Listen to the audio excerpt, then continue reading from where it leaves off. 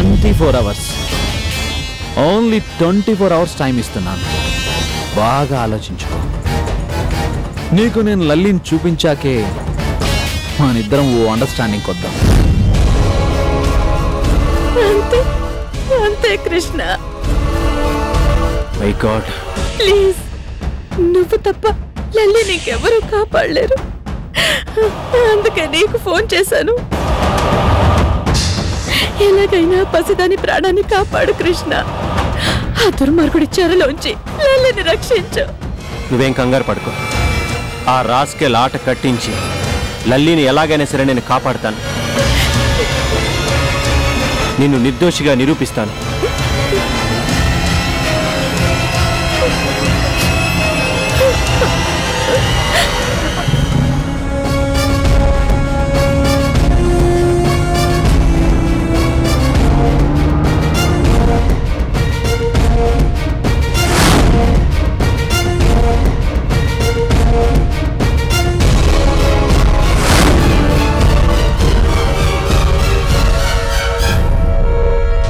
ఏంటి కృష్ణ నువ్వు అనేది? ఇన్ని అనర్థాలు జరగడానికి కారణం రాజేషా?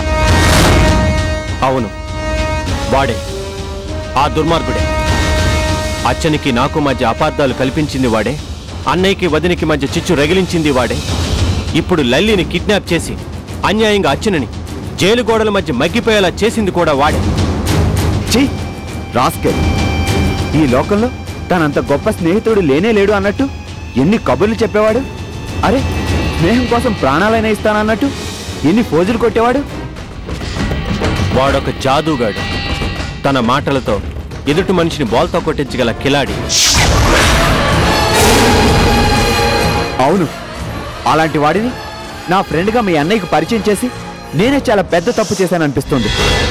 ఇప్పుడు మనం ఆలోచించాల్సింది జరిగిపోయిన దాని గురించి కాదు, జరగాల్సిన దాని గురించి. చెప్పు కృష్ణ, లల్లి నిజంగా ఆ రాజేష్ గారి దగ్గర ఉంటే వాడి ప్రాణాలు తీసైనా సరే లల్లిని కాపాడుతాను. ఇప్పుడు మనం ఏమాత్రం తొందరపడ్డా లల్లి ప్రాణానికే ప్రమాదం. నిజమే. అయితే ఇప్పుడు ఏం చేద్దాం? నేను చెప్పేది జాగ్రత్తగా విను. నా అనుమానం నిజమైతే ఆ రాజేష్ గాడు లల్లిని ఏదో ఒక సీక్రెట్ ప్లేస్లో దాచిపెట్టుండొచ్చు. తను అనుకున్నది సాధించడం కోసం లల్లిని అడ్డు పెట్టుకొని వదినని బ్లాక్మెయిల్ చేస్తూ ఉండాలి. స్నేహం అనే మాటకే మచ్చ తెచ్చిన రాక్షసుని, నికృష్టుణ్ణి ఊరికి వదిలిపెట్టకూడదు. చెప్పు, నువ్వేం చెప్తే నేను అదే చేస్తాను. గుడ్, అయితే విను.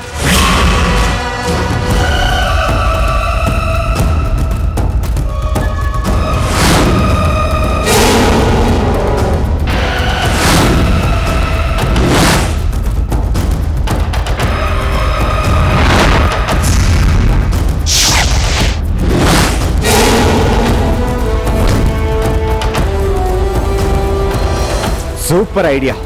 ఈ దెబ్బతో ఆ రాజేష్ గడు ఫినిష్. చెప్పింది గుర్తుందిగా? ఏ చిన్న పొరపాటు జరిగినా లల్లి ప్రాణాలు రిస్కులో పడతాయి. డోంట్ వరీ, ఆ రాజేష్ గారిని ఎలా మేనేజ్ చేయాలో నాకు బాగా తెలుసు.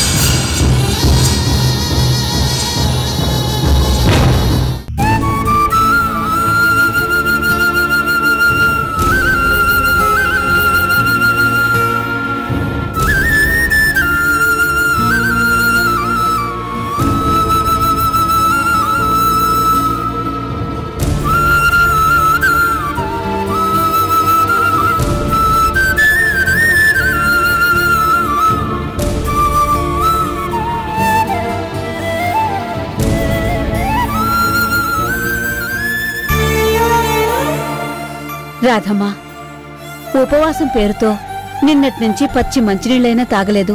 కనీసం ఈ పాలైనా తాగమ్మా. వద్దు పిన్ని, నాకు ఆకలిగా లేదు. రాధమ్మా, ఆకలి చంపుకుని నువ్విలా దిగులుగా కూర్చుంటే నీ ఆరోగ్యం ఏమైపోతుంది చెప్పు. ఏమి కాదు పిన్ని, నాది మొండి ప్రాణం. అందుకే కడుపుతో ఉన్న బిడ్డ జైలు పాలైనా ఇంకా బండ్రాయిలా ఇలా బతికే ఉన్నాను. నీకెన్నిసార్లు చెప్పాను, అర్చన కేసు విషయంలో నిన్నటి వరకు జరిగింది విచారణ. ఇంకా కోర్టులో జడ్జి గారు తీర్పు ఇవ్వలేదు. అంతవరకు మన అర్చన కేవలం అనుమానితురాలే.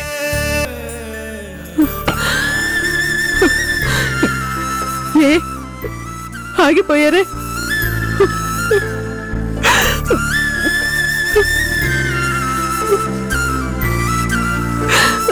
ఏమండి,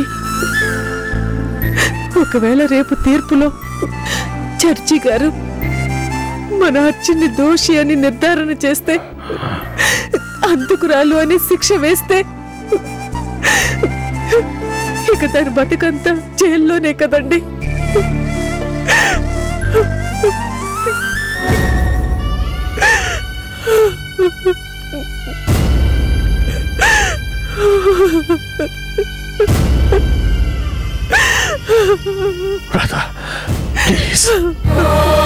ఎందుకండి? మనం ఏం పాపం చేసామని ఇలా జరుగుతోంది? చెప్పండి. రాధా, నా మాట విను. రాధమ్మ, ఊరుకో. ఇలాంటప్పుడే మనిషి ధైర్యంగా ఉండాలి. ధైర్యం లేదు పిన్ని. ఆశ, ధైర్యం అన్ని సుడిగాల్లో దీపోల్లా రెపరెపలాడుతున్నాయి. రేపు కోర్టులో జడ్జి గారు ఏ తీర్పు చెప్తారో అన్న భయంతో నా మనసు కొట్టుకుపోతోంది. కళ్ళ ముందే కన్న బిడ్డకు శిక్ష పడుతుంటే ఎలా తట్టుకోవాలో తెలియక ముక్కోటి దేవుళ్లకు ముడుపులు కడుతున్నాను. ఏ ఒక్క దేవుడైనా కరుణించి నా బిడ్డను కాపాడకపోతాడా అని. కోటి, ఇంత డబ్బు పలుకుపడి ఉండి కూడా ఇదేంటయ్యా కర్మ? అన్నిసార్లు డబ్బు పలుకుబడి ఉపయోగపడ పినిగారు. ఉపయోగపడేవైతే నా ఆస్తి మొత్తం అమ్మేనా సరే నా కూతురు జైలు పాలు కాకుండా నేను రక్షించుకోలా.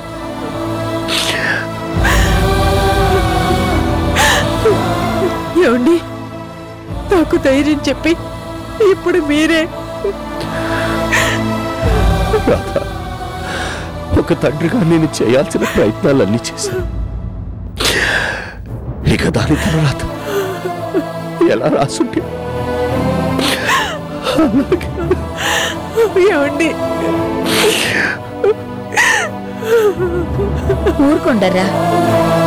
ఇద్దరు ఏంటిది చిన్నపిల్లల్లా? రాధమ్మా, నువ్వు నమ్ముకున్న ఆ దేవుడు నీకే నాటికి అన్యాయం చేయడు. అర్చనని తప్పకుండా నిర్దోషిగా విడుదల చేస్తాడు.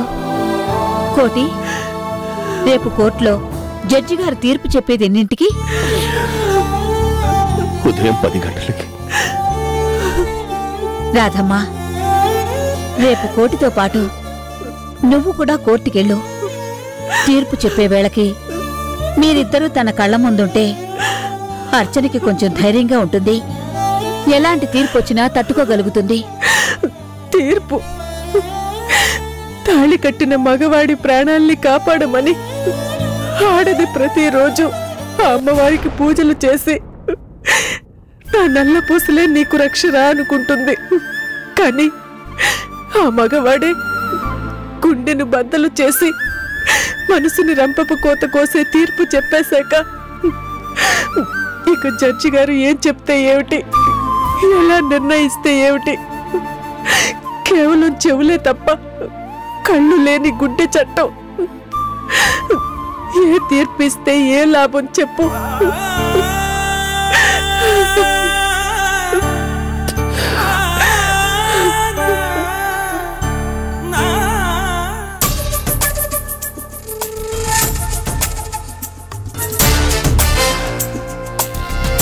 హే, నువ్వేంట్రా ఈ టైంలో డ్యూటీకి వెళ్ళదా?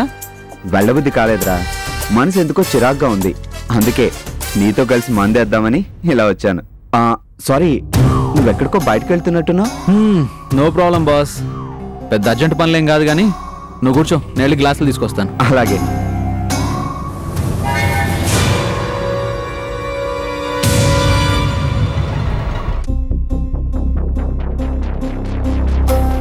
ఏరా డిస్టర్బ్ చేశానా? ముఖ్యమైన పని ఏదైనా ఉంటే వెళ్ళు. నోనో, మందు కొట్టేదానికన్నా ముఖ్యమైన పని ఇంకేముంటుంది? Thank you.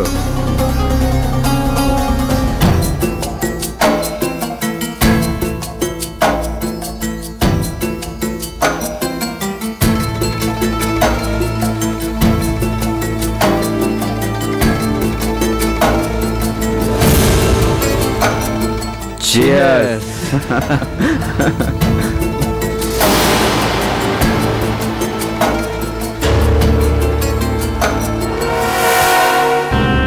ఇప్పుడు చెప్పు బాస్, ఏంటి మనసేదో చిరాగ్గా ఉందన్నావు? ఎందుకు?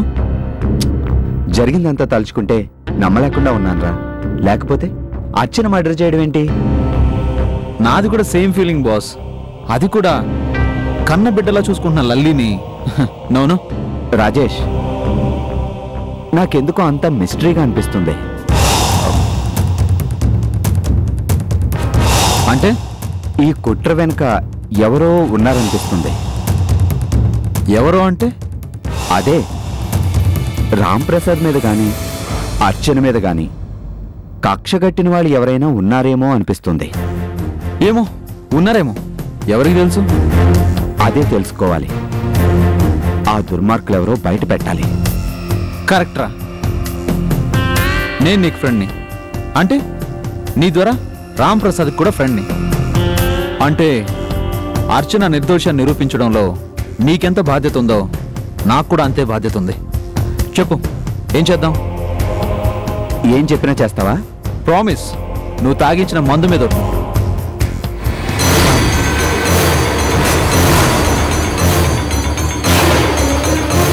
రాజేష్, రాజేష్, రే ఏంట్రా ఇది? రాజేష్, అటు కాదు, ఇటు చూడు.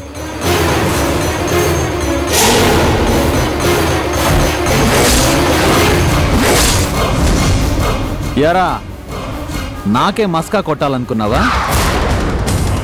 మందు కొట్టించి నా చేతే నిజాన్ని బయట కక్కించాలనుకున్నావా? నువ్వు ఆ కృష్ణగాడు కలిసి ప్లాన్ చేస్తే తెలుసుకోలేనంత ఎదవననుకున్నారా? అంటే నువ్వు మీ ఇంట్లో నువ్వు కృష్ణ మాట్లాడుకున్న మాటలు మొత్తం విన్నాను. ఏంట్రా, లల్లిని ఎక్కడ దాచిపెట్టానో నా నోటితోనే చెప్పిస్తారా? 2 రౌండ్లు కొట్టగానే మీ ట్రాప్లో పడిపోతాననుకున్నారా ఎదవల్లారా? ఈ రాజేష్ గాడి నోరు తెరిపించడం మీ వల్లే కాదు, ఆ బ్రహ్మదేవుడి వల్ల కూడా కాదు. రాజేష్, రే రాజేష్, అరే రాజేష్, అరే రాజేష్,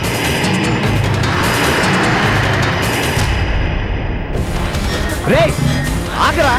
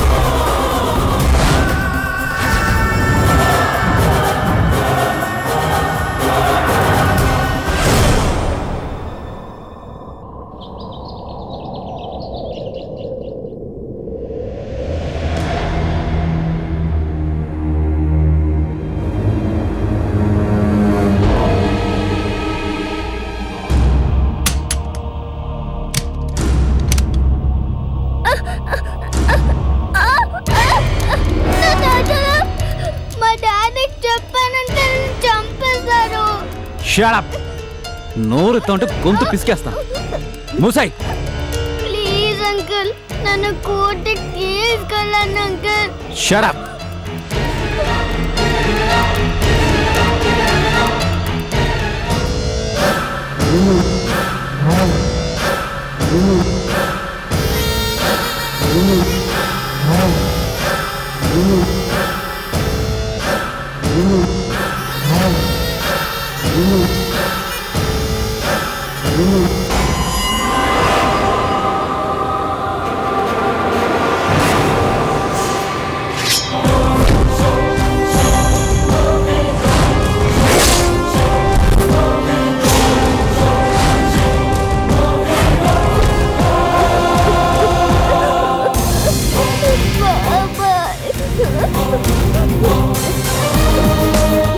రాజేష్, మర్యాదగా లల్లిని వదిలిపెట్టు.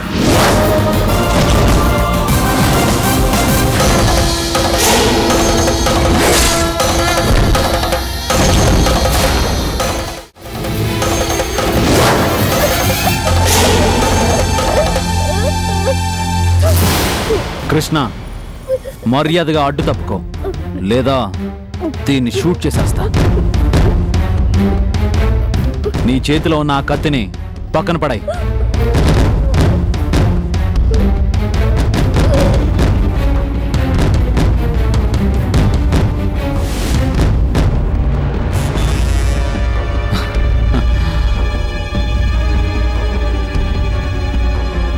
Move back.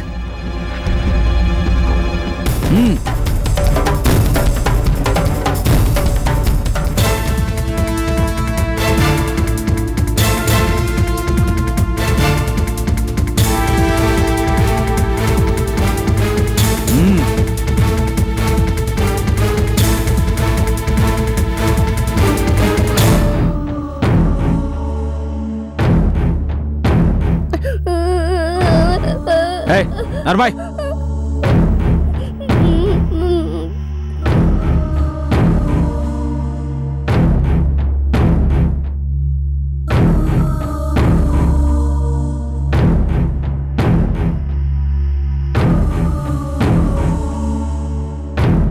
మోకాళ్ళ మీద కూర్చోరా. మోకాళ్ళ మీద కూర్చోరా. కూర్చో. చేతులు వెనక పెట్టుకో.